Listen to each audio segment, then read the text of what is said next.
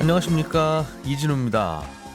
우리가 은행에 가서 주택담보대출을 받을 때 변동금리로 받을 때 금리의 기준이 되는 지표가 코픽스입니다. 그런데 어제 발표된 신규 코픽스가 사상 최고치를 기록했습니다. 이 말은 이미 대출 받으신 분들, 앞으로 또 대출을 받으실 분들의 이자가 다 올라간다는 뜻입니다.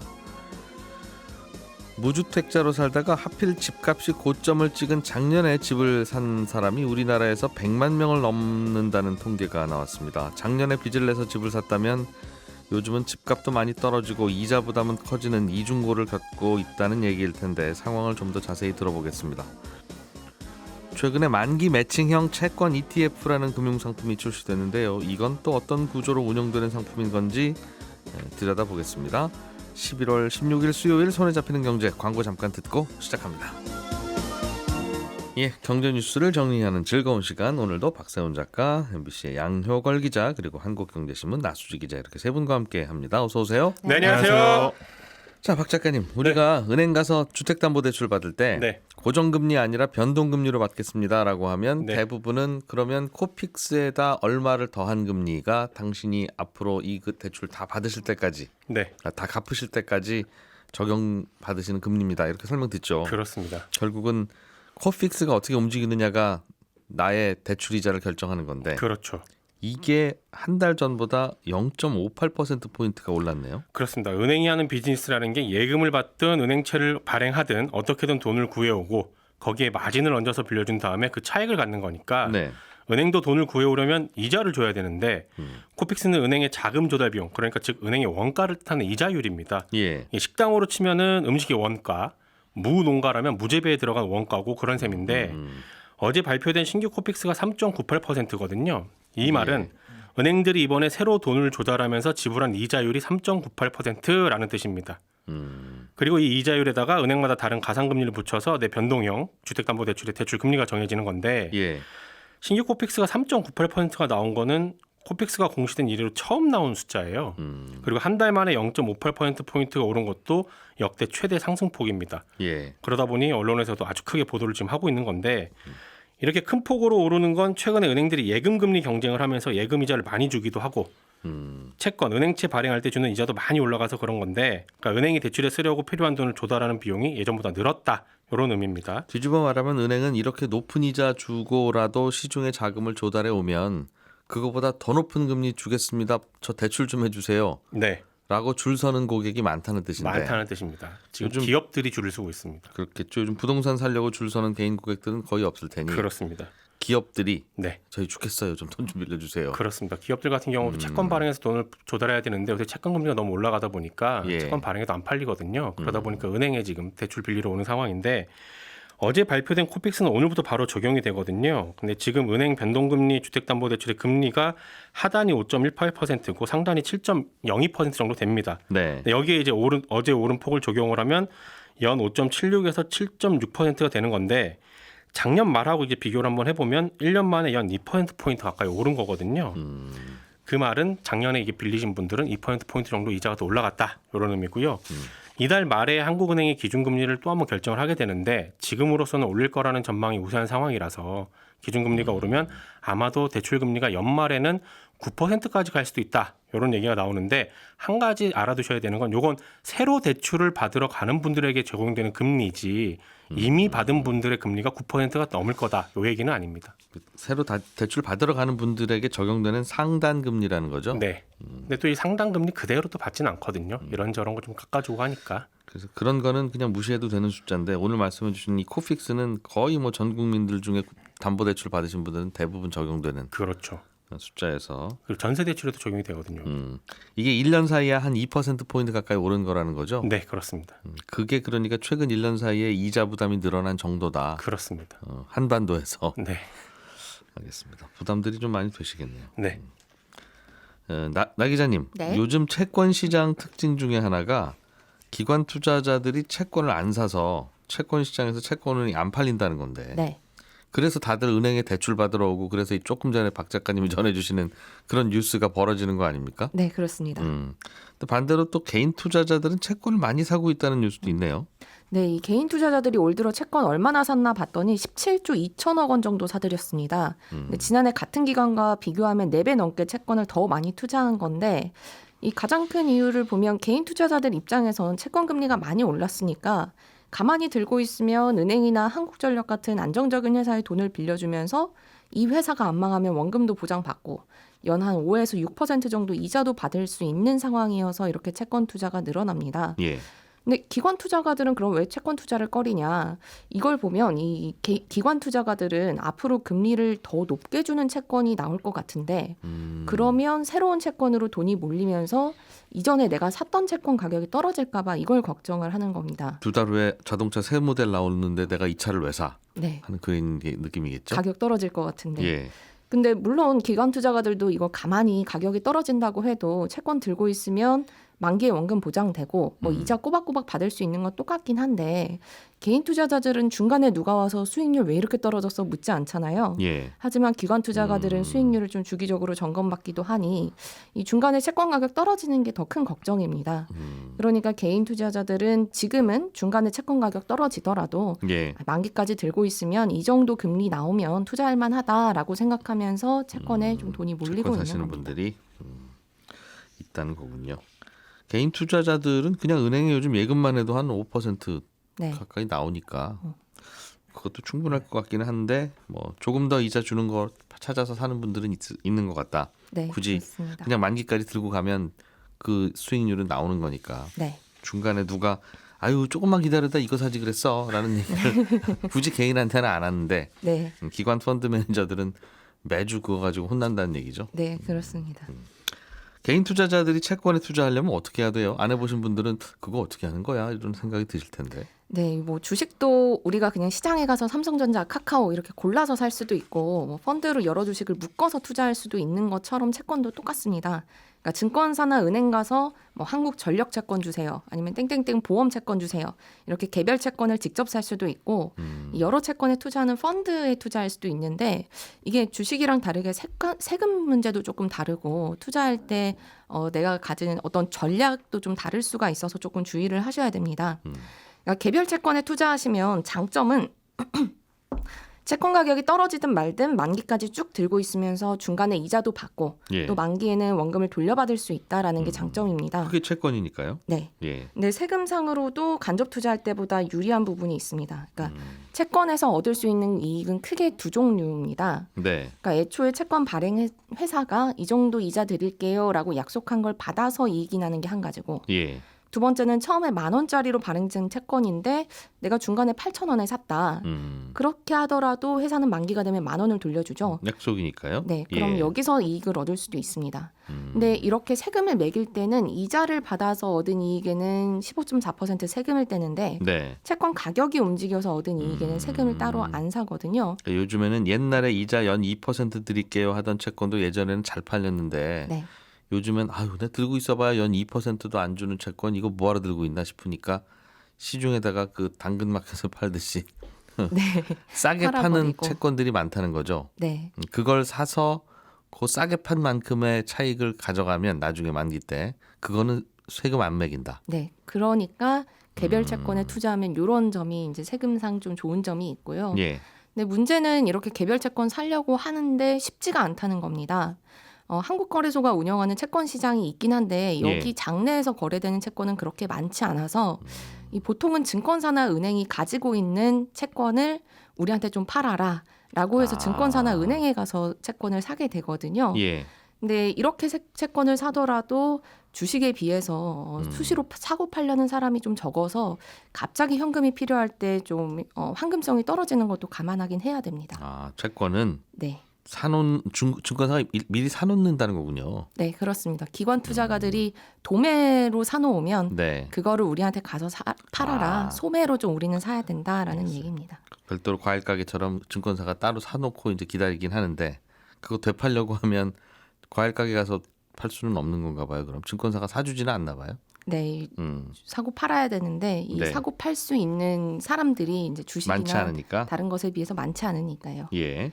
근데 반면에 펀드로 채권에 투자하면 이런 점이 조금 더 쉽습니다. 그러니까 자산운용사가 파는 거니까 원할 때는 언제든지 소액으로 사거나 팔 수도 있고, 예. 근데 대신에 펀드로 투자하면 요 이자에서 얻는 수익 그리고 채권 가격이 움직여서 나는 수익, 요거 둘 다 세금이 붙다 보니까 직접 투자할 때와 비교해서 요건 단점이고요. 네. 그리고 또 채권 중간에 가격 떨어지더라도 나는 만기까지 그냥 들고 있겠다라는 것도 좀 어렵습니다. 왜냐하면 우리가 펀드에 투자할 때는 펀드 이름에 단기 회사채에 투자하는 펀드다 이렇게 붙어 있으면 운용사들이 이 펀드가 투자한 채권의 만기가 계속 비슷하게 유지가 되도록 만기가 얼마 안 남은 채권은 팔고 예. 만기가 좀 더 긴 채권을 새로 채워 넣거든요. 그러니까 나는 원금 보장되도록 만기까지 기다리겠다 이렇게 하는 건 불가능하고 계속 채권 가격이 움직이면 내 수익률이 영향을 받을 수밖에 없습니다. 그 말은 채권형 펀드에 가입하면 요즘처럼 금리가 올라가는 시기에는 계속 손실이 난다. 네. 아니 내가 산 채권에 이 회사채가 부도난 회사 하나도 없는데 그럼 원금 이자 나중에 받긴 받는 건데 왜 자꾸 내 채권형 펀드는 마이너스가 나는 거야? 하는 이유가 더 좋은 채권들이 요즘 계속 쏟아지고 있기 때문에 평가받아서 그렇게 된다는 거죠. 네, 그렇습니다. 그러니까 만기까지 기다리면 난 어차피 원금 받는데 네. 라고 기다릴 수가 없다는 거죠. 왜냐하면 계속 새로운 채권이 갈아 끼워지니까요. 근데 그래서 요새 펀드 시장에서는 예. 이런 게 좀 단점이다 싶어서 만기 매칭형 펀드라는 게 새롭게 많이 나오고 있습니다. 그게 뭐예요? 아까 만기 매칭형 ETF가 나왔다. 뭐 이런 얘기도 있던데. 네, 이 여러 가지 채권을 담기는 하는데 이 채권의 만기가 똑같은 때에 끝나도록 비슷한 채권들을 담는 겁니다. 그리고 만약에 이 채권들의 만기가 끝난다. 그러면 펀드나 ETF도 같이 사라집니다. 그러니까 마치 개별 채권에 투자하는 것처럼 중간에 채권 가격 변하는 거 신경 쓰지 말고 예. 만기까지 계속 들고 있으면 원금 보장 받을 수 있습니다. 라고 하는 것과 펀드가 똑같아지는 거죠. 쉽게 말하면 채권 그냥 공동구매군요. 채권 같이 사서 중간에 신경 쓰지 말고 네. 만기까지 우리 다 같이 가고 끝나는 날 같이 다 팔고 술 한잔하고 헤어집시다. 그런 거죠. 네, 그렇게 되는 거죠. 그래서 채권 직접 투자랑 간접 투자의 한 중간 정도 가진 성격을 가진 투자 수단이 최근에 많이 나오고 있다. 개인 투자자들이 채권 투자를 많이 하다 보니 이렇게 보시면 됩니다. 직접 증권사에서 사기에는 좀 불편하고 어색하니까 네, 이런 거 가입하시면 좋다. 그렇습니다. 물론 수수료는 좀 있겠죠, 당연히. 네, 펀드 자산운용사에 주는. 네. 이 세상 뭐든 편리하면 다 돈이 붙으니까. 만기 매칭형 펀드, 만기 매칭형 ETF. 알겠습니다. 양효걸 기자님, 네. 작년에 우리나라에서 집을 산 분들의 숫자가 100만 명을 넘었다고. 네. 작년에 사셨으니까 꽤 비싸게 사셨을 가능성이 매우 높네요. 네, 그 자료가 나왔는데요. 일단 조금 엄밀하게 이야기하자면 이제 집을 산 건수가 아니고 이제 무주택자가 이제 집을 사면서 1주택자로 바뀐 경우, 그 경우가 이제 100만 명이 넘었다는 거고. 1주택자가 다주택자 된 거는 뺀 숫자인데 그렇죠. 100만 명. 예, 무주택자에서 이제 실제 이제 주택 보유자로 넘어간 숫자만 이제 103만 명이라는 건데, 그러면 사실은 부동산이 요즘 워낙 가파르게 떨어지니까. 기사들 제목도 뭐 작년만 해도 얼마였고 뭐 작년 대비 몇 억이 떨어졌고 이런 기사들이 계속 나오고 있지 않습니까? 그래서 지난해 이제 지금 시점에서 보면 지난해 부동산 시장이 이제 고점을 지나고 있었다 이런 분석이 가능한 거고, 통계청에서 자료가 나온 게 이제 아까 말씀드린 대로 지난해 이제 새로 주택 보유자로 들어온 사람이 103만 명에 달했다. 이게 기존의 총 주택 수는 1,881만 2천 가구였거든요. 그래서 1년 전보다는 한 28만 6천 가구 정도 증가를 했는데 이 중에 이제 개인이 소유한 집이 한 86% 정도 차지하고요. 네. 그다음에 집을 가지고 있는 개인이 1,500만 명이 넘었습니다. 그러니까 이 103만 6천 명은 이제 무주택자였다가 지난해 주택 보유자가 된 사람이고, 이게 2018년하고 2019년은 80만 명대였는데 이제 작년에 이제 피크를 찍었다 이렇게 볼 수가 있겠습니다. 그래서 사실 우리가 이제 기사에서 패닉 바잉 얘기 많이 했었고요. 주변에서 사고 오르니까 막 자기만 뒤처진 느낌에 매수하게 된다.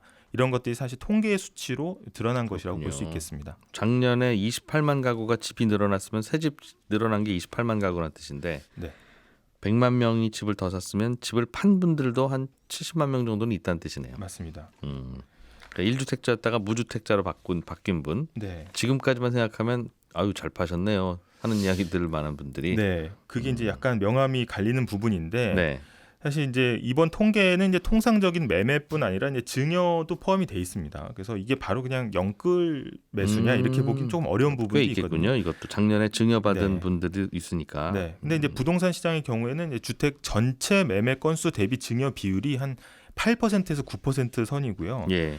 그리고 작년에 이 비율이 증여 비율이 이제 가장 높았는데 그게 한 10% 수준이었거든요. 그래서 이 어떤 수치를 다 부모 찬스로 보기엔 조금 어려운 면이 있습니다. 10채 중에 9채는 그냥 일반 매매고. 네, 맞습니다. 그래서 뭐 경매 포함해서요. 근데 이 서울 아파트 중위 가격이 이제 거의 10억 원 육박했지 않습니까? 그래서 예. 이런 상황에서는 사실 주머니 돈으로 현금으로 집을 사기는 좀 어렵기 때문에 상당 부분 대출에 의존에 구입했다 예. 이렇게 볼 수가 있고. 저희가 이제 우스갯소리로 이제 LTV 40%면은 뭐 현관하고 뭐 건너방은 은행 거고 뭐 이런 얘기 하지 않습니까? 그래서 은행 대출이 상당히 많이 껴있을 것이다 이렇게 네. 얘기를 하고 있는 거고, 아까 말씀하신 대로 반대로 다주택자의 경우에는 대거 처분한 것으로 통계 수치에 나타났습니다. 그래서 2주택 이상 보유자가 227만 3천 명이었는데 예. 2020년 대비 4만 7천 명이 줄었고요. 이게 다주택자 감소는 이 관련 통계를 만든 2013년 이후 처음 있는 일입니다. 그래서 다주택자 비중도 감소를 했고요. 다주택자는 이 통계만 보면 2013년 집값이 저점일 때는 네. 열심히 집을 사들인 분들이고 매집했고 작년 2021년에는 꽤 팔았다. 네, 그러니까 수익을 실현했다고 볼 수가 있는 거죠. 다주택자는 그 일종의 시장 조성자 같은 거네요. 그러니까 네, 그래서 일단은 다들 집 팔려고 아우성일 때는 좀 사고, 다들 집 살려고 아우성일 때는 좀 팔고. 네, 그래서 이게 근데 과연 이제 시장의 어떤 트렌드를 읽고 판 것이냐, 이거는 조금 논란이 있습니다. 왜냐하면 이 다주택자가 2021년에 감소한 거는 사실 정부의 거센 예. 부동산 규제 그리고 이 세제 강화 때문이라고 보기도 하거든요. 그래서 종부세를 포함해서 보유세가 또 가파르게 올랐고요. 그다음에 임대 사업자에 대한 세제 혜택이 계속해서 축소가 되면서 이제 매물을 내놓는 이런 현상이 강했다 이렇게 볼 수 있고, 고점 판단은 사실 누구도 하기가 굉장히 어려운 상황이긴 합니다. 그래서 한국 부동산원 자료를 보면은 사실 작년 여름하고 연말까지가 어떻게 보면 마지막 피크였다 이렇게 판단이 되고요. 올해 초까지. 네, 올해 예. 1월까지. 그러니까 올해 1월에 주간 아파트 매매 지수가 106.3을 찍고 그 다음부터 내려가기 시작했거든요. 대선 전에 팔았어야 된다는 뜻이죠. 지금 돌이켜 보면. 지금 뒤에서 예. 돌이켜 보면 그렇습니다. 이때 뭐 학계 연구 결과도 보면은 이 버블이나 이런 시장은 이제 사전적으로 예측하는 건 불가능하다 이게 증명이 돼 있기 때문에 사후적으로만 좀 알 수가 있고요. 그래서 물론 이제 주택을 매수하신 분들은 기분이 조금 안 좋으실 수도 있지만 이게 바로 손해로 이어졌다고 보긴 또 어렵습니다. 그래서 집을 깔고 앉아 있다 이런 얘기 많이 하지 않습니까? 그래서 아직 실현되지는 않은 거다 이렇게 볼 수 있겠습니다. 집도 그렇고 자산도 그렇고 어떻게 나만 딱 저점에 서서 딱 고점에 팔겠어요. 네, 조금 비싸게 사기도 하고 조금 싸게 팔기도 해야 또 그 다음 타이밍 잡는 건 또 다음 사는 분들도 네. 먹을 게 있어야 되긴 한데 하필 작년은 워낙 고점이어서. 다음 소식 좀 보겠습니다. 박 작가님, 그 내년에 자동차 보험료는 좀 내려갈 것 같다. 네, 사람들이 운전을 좀 덜해서 그런지 사고가 덜 난다 요즘. 그렇습니다. 그런 말씀 해주셨는데 실손보험은 엄청나게 오른다는 얘기가 있더군요. 엄청나게 오를지 아닐지까지는 모르겠는데 일단 예. 올릴 것 같긴 합니다. 지금 얘기가 나오는 건 3세대 실손이라고 부르는 2017년 4월에 출시된 실손보험인데 예. 이 실손보험은 상품이 출시되고 5년까지는 보험료를 올리지 못한다. 이런 규정이 있거든요. 이건 임기가 5년이에요? 실손보험은? 예. 네. 그런데 3세대 보험은 올해 4월에 출시된 지 5년이 돼서 보험회사들이 상반기에 안 그래도 올리겠다고 하고 있었거든요. 근데 정부가 좀 누르고 있는 상황이었어요. 워낙 물가가 계속 오르니까 그런 건데 예. 그러다가 며칠 전에 업계 1위인 삼성화재가 우리가 지금 손해율을 고려하면 3세대 실손보험료를 10%가량 올려야 한다. 이렇게 얘기를 했거든요. 삼성화재 3분기 3세대 실손보험 손해율이 118%입니다. 이 얘기는 보험료로 1,000원을 받아서 1,180원을 보험금으로 쓰고 있다는 얘기인데 예. 사실상 적자 영업이죠. 그러니까 보험료를 올려야 한다는 겁니다. 그리고 업계 1위가 올리면 다른 회사들도 아마 따라 올리게 될 텐데 이러면 이제 또 정부 입장에서는 많이 난처합니다. 지금도 물가지수는 계속 높게 나오고 있고 예. 이 실손보험도 물가지수 항목에 들어가거든요. 자동차 보험이랑 같은 항목으로 들어가 있어요. 근데 자동차 보험료를 내리는 이유가 물가지수를 좀 낮추려고 했던 건데 실손보험료를 올리게 되면 정부 입장에서는 좀 곤란하죠. 그래서 아마도 실손보험료를 올리는 문제는 올리느냐 마느냐를 가지고 정부랑 업계가 신경전을 펼칠 거고 예. 만약에 올리더라도 올리는 폭을 두고도 신경전을 강하게 벌일 것 같은데 이게 지금 11월 중순부터 11월 말까지 정하게 돼 있거든요. 예. 12월 초에 되면 어느 정도 윤곽은 나옵니다. 뉴스 곧 나오면 전해주세요. 알겠습니다. 예.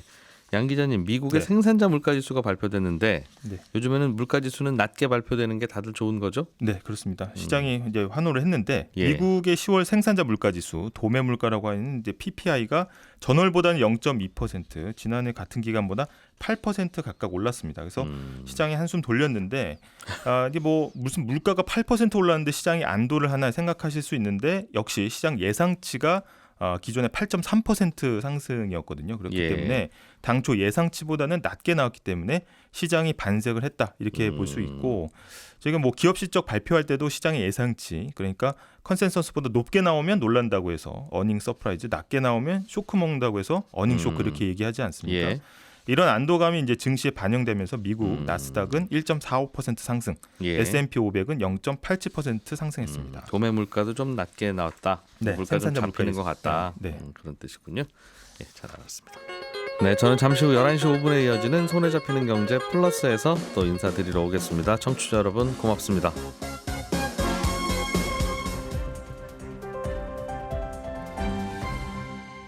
경제를 생각하는 사람들의 즐거운 습관. 이진우의 손에 잡히는 경제.